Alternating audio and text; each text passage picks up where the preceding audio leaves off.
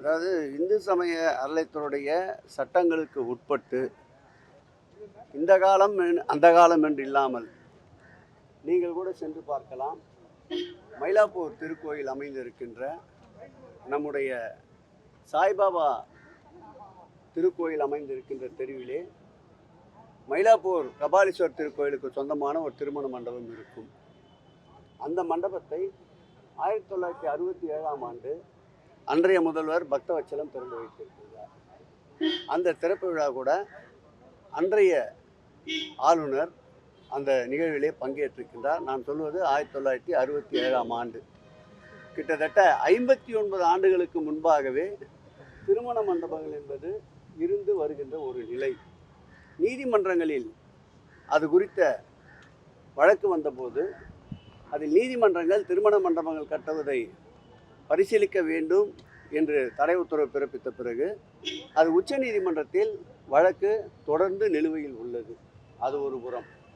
நேற்றைக்கு மாண்புமிகு அமைச்சர் அவர்கள் அவையிலே குறிப்பிட்ட செய்தி குன்னூரிலே அமைந்திருக்கின்ற ஒரு விநாயகர் கோவிலை குறித்து தெரிவித்திருந்தார்.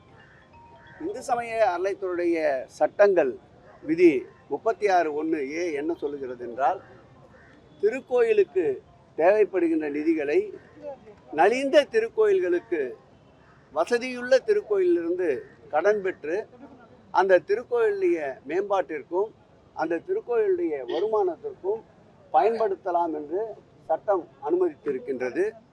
அந்த வகையிலே அந்த திருக்கோயிலை பொறுத்தளவில் நாம் ஏற்கனவே சொல்லியது போல் அந்த ஊட்டியிலே அமைந்திருக்கின்ற 52 திருக்கோயில்களுக்கும் நான் 5 நாள் முழுமையாக ஆய்வினை மேற்கொண்டேன். அந்த இடம் 10,000 சதுரடி அந்த விநாயகர் கோயிலுக்கு சொந்தமான இடம். அந்த இடத்திலே நகராட்சியும் ஏற்கனவே car parking, multi level car parking கட்டுவதற்கு தேவை என்று கோரியிருந்தது. இந்த வகையில் நாம் அந்த இடத்தை ஆய்வு செய்து அன்றைய சட்டப்பேரவை உறுப்பினராகவும் அந்த மாவட்டத்தினுடைய அமைச்சராகவும் இருந்த அருமையண்ணன் ராமச்சந்திரன் அவர்கள் கோரிக்கை வைத்ததற்கிணங்க இதை பரிசீலித்து இந்த கோயிலுக்கு தேவைப்படுகின்ற நிதியை மருதமலை திருக்கோயிலிருந்து கடனாக பெறுவதற்கு அவர்களுக்கு இந்த திருக்கோயிலுடைய செயற்பொறியாளர் ஒரு தாக்கீது அனுப்பி அதன் அடிப்படையில் அந்த திருக்கோயிலில் இருக்கின்ற டிசி அவர்கள் பரிந்துரைத்து அது ஜேசி வாயிலாக ஆணையருக்கு சென்று அன்றைக்கு அரசாணை பிறப்பிக்கப்பட்டது. அந்த திருக்கோயிலுடைய நிதியை பயன்படுத்துவதற்கு அந்த திருக்கோயிலுடைய மருதமலை திருக்கோயிலுடைய அறங்காவலர்கள் அன்றைக்கு சம்மதம் தெரிவித்து தீர்மானம் நிறைவேற்றியிருக்கின்றார்கள். இதில் எங்கு என்ன தவறு நடந்தது என்று அவர் நேற்று சொன்னார் என்றே தெரியவில்லை. நிச்சயமாக சொல்லுகிறேன், கமர்ஷியல் என்பது அந்த திருக்கோயிலுக்கு தேவையான வருமானங்களை ஈட்டுகின்ற ஒரு முயற்சி. ஒரு இடம் எந்த பயன்பாட்டிற்கும் இல்லாமல் குன்னூர் என்பது சுற்றுலா பகுதி, தினந்தோறும் 1000 கணக்கான மக்கள் வந்து செல்லுகின்ற பகுதி. அந்த பகுதியிலே வாகனம் நிற்பதற்கு கூட இடங்கள் இல்லாத ஒரு சூழல். ஒரு பெரிய கடைகள் முன்பு கூட ஒரு 2 வீலர் பார்க்கிங்கை கூட அனுமதிக்க முடியாத ஒரு சூழல்.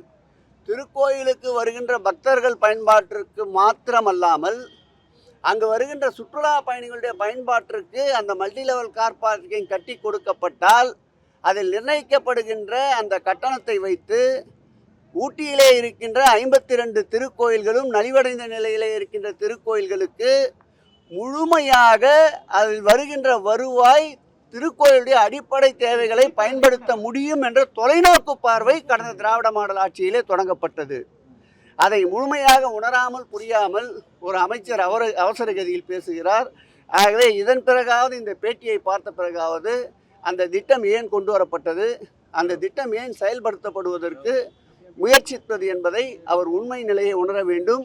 இதுவரையில் அந்த திட்டத்திற்குண்டான அனுமதி ரத்து செய்யப்படவில்லை என்பதையும் இந்த நேரத்தில் தெரிவித்துக் கொள்கிறேன்.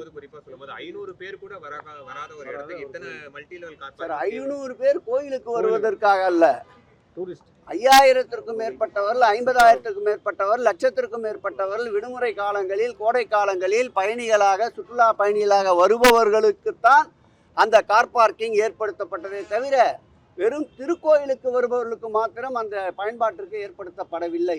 அதோடு திருக்கோயிலுடைய நலிவடைந்த திருக்கோயிலுடைய நிலையை மேம்படுத்துவதற்காகவும் வருகின்ற பக்தர்களுக்கு தேவையான அடிப்படை வசதிகளை செய்வதற்குண்டான வருவாயை உயர்த்துவதற்காகத்தான் இந்த நடவடிக்கை ஏற்பட்டது. அறிவு சார்ந்த அனைவரும் இதை வரவேற்பார்கள். நிச்சயமாக சட்டமன்றத்தை பொறுத்தவரை நீங்கள் அறியாத ஒன்றுமல்ல, தெரியாத ஒன்றுமல்ல. முழு விளக்கம் கிடைக்கும் அல்லது அவர்கள் அமைச்சர்கள் கூறிய கருத்திற்கு எதிர்கருத்து வாதம் சரியாக இருக்கும் என்றால் எப்பொழுதுமே அனுமதி தர மாட்டார்கள், அனுமதி மறுப்பார்கள். அதுதான் நேற்றைக்கும் முழுமையாக அனுமதி மறுக்கப்பட்டது. ஒரு பைசா கூட தொட மாட்டோம், தொட்டவங்களையும் சும்மா விட மாட்டோம். நிச்சயமாக வெளிப்படுத்த போறோம். நான் 100 நாள் கொஞ்சம் நாள் பொறுத்த பிறகு இதையெல்லாம் சந்திக்கலாம் என்று இருந்தோம். இது நெருக்கடி காலத்திற்கே அஞ்சாத இயக்கம். இது போன்ற உருட்டல் மட்டலுக்கெல்லாம் பயப்படுவோமா? மடியிலே கனம் இல்லை, வழியிலே பயம் இல்லை. ஏதாவது அவர்களிடம் குற்றங்கள் ஆதாரபூர்வமாக இருந்தால் நிச்சயமாக அதன் மீது அவர்கள் என்ன நடவடிக்கை எடுத்தாலும் சட்டப்படி சந்திக்க தயாராக இருக்கின்றோம். இன்னும் அடிக்க உயர்கின்ற பந்தாகத்தான் திராவிட முன்னேற்ற கழகம் மேலும் மேலும் எழுந்து நிமிர்ந்து திமிரி நிற்கும். இது போன்ற உருட்டல் மிரட்டலுக்கெல்லாம் அஞ்சுகின்ற இயக்கம் திராவிட முன்னேற்ற கழகம் அல்ல. சட்டசபையில பேசும்போது ஒரு சைகை ஒண்ணு காமிச்சாரு. அப்புறம் உடல் அந்த அப்பாவை காணோம் அப்படின்னு ஒரு குட்டி கதை ஒன்று சொன்னாரு. ஒரு குட்டி கதை ஒன்று சொல்லியிருக்காரு. அதற்கு தகுந்தபடி எங்களுடைய துணை முதல்வர், எங்களுடைய முன்னாள் துணை முதல்வர், இன்றைய எதிர்க்கட்சி தலைவர் ஆளுமையோடு அனைத்தையும் பதிவு செய்திருக்கின்றார். அவர் பேசுவதற்குண்டான வாய்ப்பை முழுமையாக நல்கியிருந்தால் நிச்சயமாக அங்கேயே பேசியிருப்பார், அங்கேயே அதற்கு தகுந்த பதிலடி தந்திருப்பார். ஆகவே சட்டமன்றத்தில் ஜனநாயக முறைப்படி கடந்த காலங்களில் நானும் 5வது முறையாக சட்டமன்ற உறுப்பினராக இருக்கின்றேன். கடந்த காலங்களில் பல்வேறு முதலமைச்சர்கள் பேசுகின்ற பொழுது எதிர்க்கட்சி தலைவர் குறுக்கீடை எல்லா சபாநாயகர்களும் அனுமதிப்பார்கள். அதேபோல் எதிர்க்கட்சியினர் குறுக்கீடுகளை முதலமைச்சர்களும் ஏற்றுக்கொண்டு அவருடைய குறுக்கீடுகளை கேட்டு அதற்கு விளக்கம் அளிப்பார்கள். ஏன் கடந்த காலங்களில் ஜனநாயகத்தின் நம்பிக்கை நட்சத்திரமாக இருந்த எங்கள் திராவிட மாடல் ஆட்சியினுடைய தலைவர், எதிர்கட்சியினுடைய துணைத் தலைவர், கொறடா போன்றவர்கள் கூட எங்கள் முதலமைச்சர்கள் பேசுகின்ற போது எழுந்து குறுக்கீடு செய்தால் அனுமதித்து அதற்கு பதிலளிப்பார். ஏனென்றால் இவர் தயாரித்ததை தவிர வேறு எதையும் பேசுகிற நிலை இல்லாததால் சபாநாயகர் அதற்கு அனுமதி அளிக்கவில்லை, அனுமதி மறுத்தார்.